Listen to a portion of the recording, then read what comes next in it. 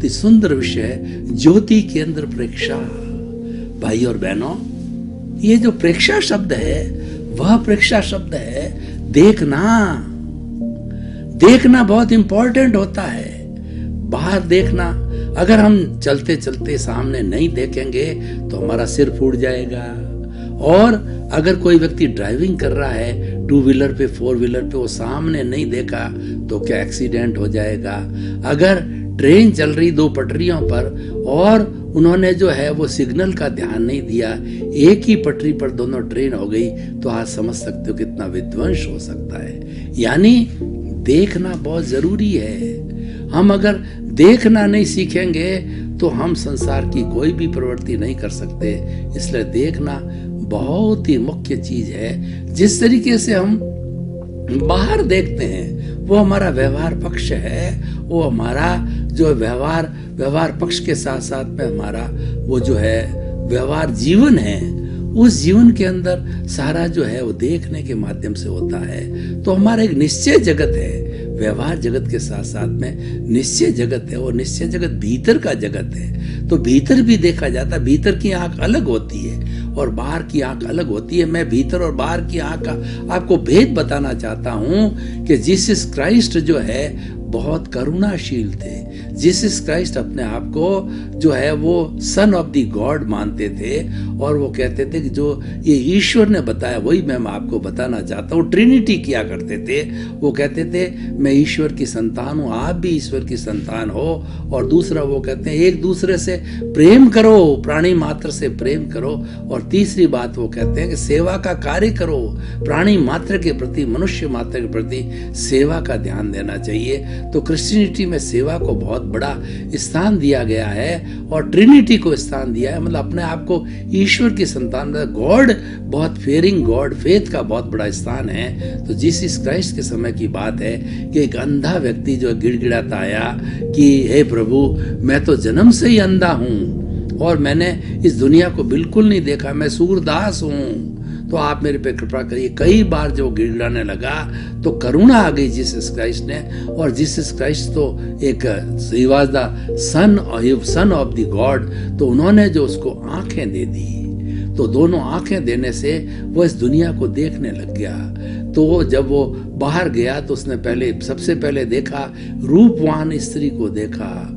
तो रूपवान स्त्री देखने से, वो जवान लड़का था, रूपवान स्त्री पे लुब्ध हो गया, मोहित हो गया और उसके साथ कुकृत्य कर बैठा। अब जो है यह बात किसी ने देख ली, तो देख करके और वह व्यक्ति उसको जो है अंधे व्यक्ति को जीसस क्राइस्ट के पास पता और सारी कहानी सुनाई। तो जीसस क्राइस्ट ने जो है वो कहा कि मैं मेरी भूल स्वीकार करता हूं, इसको मैंने बाहर की आंखें तो दे दी, भीतर की आंख नहीं दी। भीतर की आंख संयम की आंख होती है, संवर की आंख होती है, और भीतर की आंख होती है संभाव की आंख होती है। कि वो संभाव की आंख क्या है कि तुम राग द्वेष मुक्त होकर के देखो। तुमने अगर उसके पास भीतर की आंख होती तो वो क्या उसको रिलेटिव देखता, उसको परी को, सुंदरी को रिलेटिव देखता और वो चिंतन करता ही तो हाड़ मास का पुतला है कि अगर इसी तो खाली चमड़ी गोरी है, अगर इस चमड़ी गोरी को जो है ऊपर से चमड़ी हटा दी जाए, इसके भीतर वो बदबू है, वो शायद दुनिया में इतनी गंदगी कहीं नहीं जितनी हमारे भीतर गंदगी है, और उसको वैराग्य आ जाता। उसको भीतर की आंख ना दी, तो इसके लिए जीसस क्राइस्ट ने अपनी भूल स्वीकार की।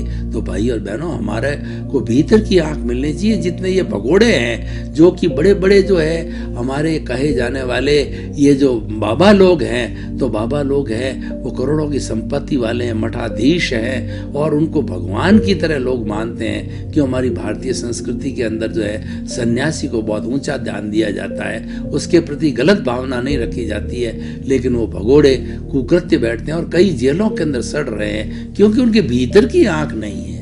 इसीलिए भीतर की आंख मतलब भीतर देखना, भीतर प्रभु है, भीतर प्रभु का राज है, भीतर कोई भी खराब चीज नहीं है, सब पॉजिटिव थॉट है। जहाँ प्रभु विराजमान होता है, प्रभु तो सर्वशक्तिमान है, सब गुणों का पुंज है, उसके कोई बुराई होती नहीं है। तो उसका जब हम ध्यान करते हैं, उसका हम रियलाइजेशन करते हैं, उसके शुद्ध स्वरूप को, शुद्ध स्वरूप कौन सा है? ज्ञाता दृष्टा भाव है। और ये जो जो शरीर है ये अशुभ हो जाता है, क्योंकि इसमें राग द्वेष है। देखिए, इस शरीर में दो धाराएं हैं।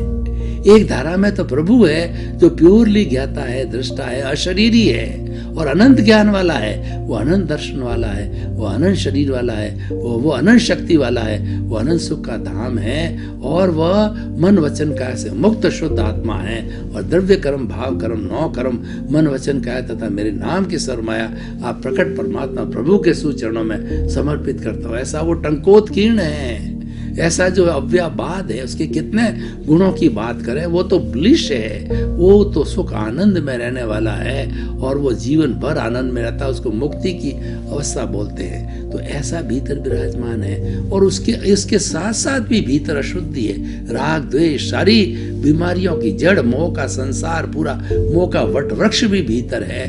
वह हमारा राग द्वेष है, वही तकलीफ पैदा कर रहा है, वही हमारे भाव बिगाड़ रहा है, वही हमें नेगेटिव थॉट्स देता है। तो हम अपने जितने नेगेटिव थॉट्स हैं, हम प्रभु के दर्शन करने भीतर जाते हैं, भीतरी आंख खोलते हैं, तो ये हमारी ज्योति केंद्र प्रेक्षा है, वो भीतर की आंख खोलने का उपक्रम है कि तुम ऐसे देखो कि तुम्हारे राग द्वेष न हो। जब राग द्वेष समाप्त हो जाता है तो हम हर वस्तु को तत्व की दृष्टि से देखते हैं और सारा संसार भगवत स्वरूप नजर आता है, सारा संसार तत्व स्वरूप नजर आता है और हर व्यक्ति में हम परमात्मा के दर्शन करते हैं। उसकी उपलब्धि क्या होती है कि जिस व्यक्ति के भाव नकारात्मक समाप्त हो जाते हैं, सकारात्मक आ जाती है, तो कीड़ी में, चींटी में, हाथी में, पेड़ में, पौधे में, राम में, कृष्ण में, मेरे में, आप में, वही आत्मा का अनुभव करता है जो सबके अंदर है और वह मुक्त होने वाली आत्मा, उसका शुद्ध स्वरूप है, वो मुक्त होने वाली है। और जो तकलीफ देने वाला ये नेगेटिव थॉट्स है, ये राग द्वेष है, यही उसके दर्शन नहीं होने देता है। इसीलिए